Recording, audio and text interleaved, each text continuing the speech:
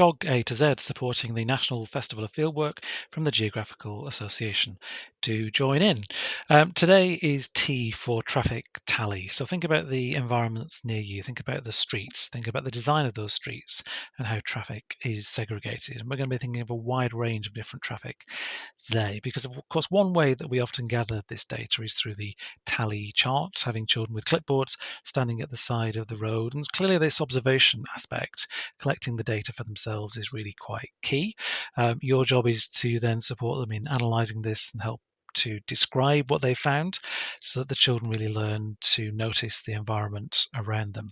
We want it to stick in their memory. We want it to be meaningful. We want them to make sense of this, and we want them to be able to draw together different forms of geographical knowledge, linking the place knowledge to the location, for example. And then finally, we want them to be able to explain, do something with that data to show off what they've learned about that location in terms of the human process and the physical process as well. So think about the areas near you then.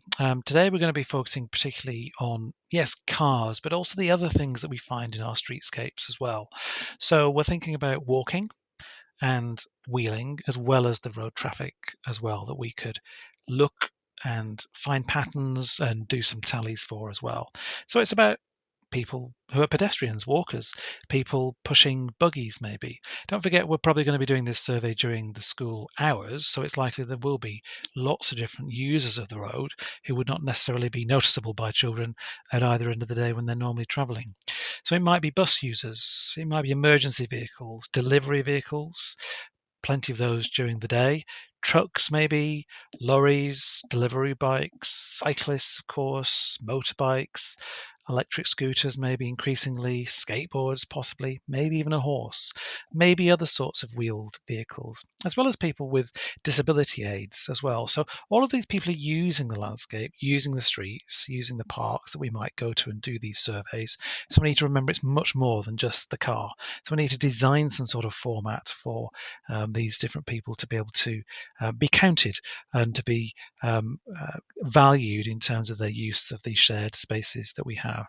And of course, we need to think as well about the storage of these sorts of vehicles. Where are the bicycles going to be parked? Are there enough N-shaped bike lock uh, racks? Are there places for electric bikes maybe in some towns and cities? And is there enough car parking, for example? Is that segregated? Is there a problem that people are parking on the pavements and things like that? So don't forget that Google will support us in being able to spot different live traffic conditions. So this is Friday rush hour. So you can see there's some good conditions where cars can go at 20 or 30 miles an hour or more. But then we've also got some very slow traffic as the schools leave. And there is a definite pattern as we move through different times of the day. You can see there, that's Monday.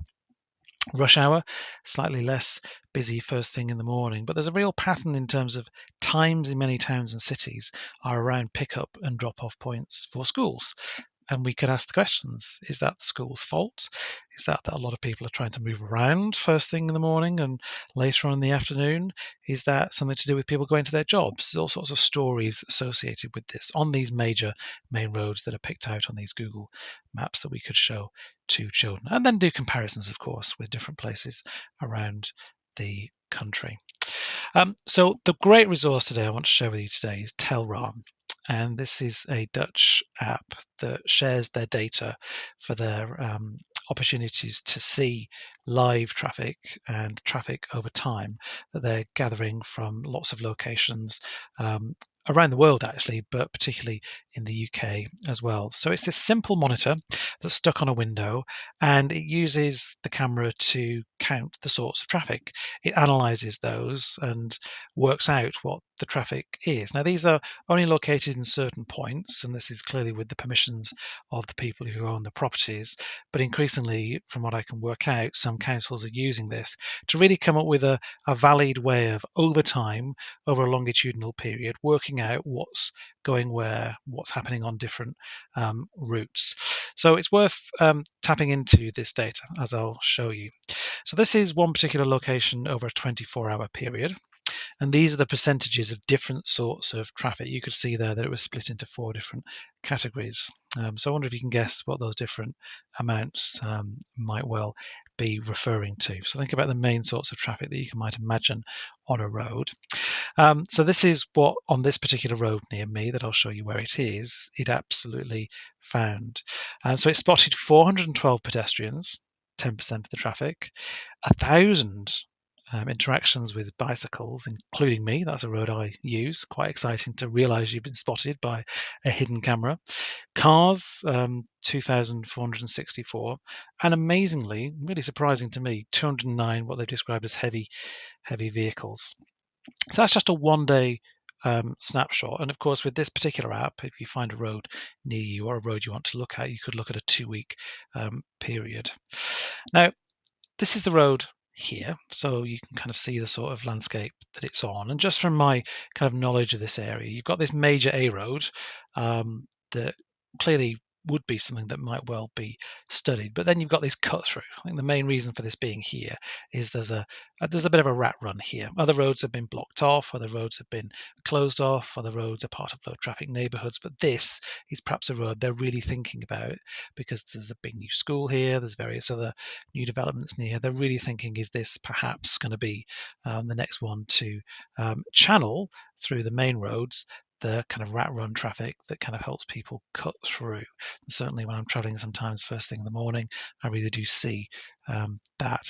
So this road looks like this. And what's really powerful about this website, Telram, is you can see some real dimensions to kind of show who gets what amount, which is really quite fascinating. So this is the road, just to give you a bit of context. Big new school there, built on some quite old decrepit buildings, and you can see there a range of different traffic calming measures actually. But you can see why there's perhaps heavy goods vehicles, big lorries going backwards and forwards delivering, given the sorts of things that are on this street now. You've got new developments. These flats have been demolished and are being demolished now. You've got the rumble strips, you've got the sleeping policemen, you've got trees being planted in the middle of the road to really kind of help calm and segregate the traffic from the pedestrians. But you can see here, you've got kind of parking on the road, you've got parking on the pavements, allowed parking on the pavements. There really is little room in some places for pedestrians to get through. So that kind of sharing of space is a real discussion point to be had. And this is a kind of old snapshot from Google Street View of what this road used to look like before some of those calming measures were put into place. So maybe the street speeds have been slowing over time as well. So there's a lot of data on Telram that you can look at, and this is the data from the website for this road, and then this is the data for a comparator road I'm going to talk to you about next. So the experience of this other road, which is far, far busier, is far, far less positive as well, even though the congestion is said, I'm not quite sure how this data is collected, to be less of a problem. So you can see here in London, you've got the number of traffic amounts per hour on this particular app, and you can see the different sampling points that they've got down to, I presume, the local authority wanting to gather that sort of data in this kind of longitudinal way. So this is the other road that I just picked out. That's a kind of black spot. You can see black shows there's about 2,000 vehicles an hour, which is really quite marked as a comparator to the road that I looked at, which was just a little bit further south to this. This is the sort of road that we're talking about here. And this is what it found. In the last hour, when I checked earlier on today, 85 pedestrians, 1,300 cars, 500 lorries, and so on. And of course, with this particular monitor, it does collect data through the night, which the previous one didn't, and it produces it through the week as well. So it's a really powerful way to kind of see different amounts of pedestrians and car use and van use over time. Clearly, the amounts really drop on a Friday, which is a really interesting thing, or at least perhaps the sampling time only ran up to 5 o'clock, which I suppose is what it's pointing out there.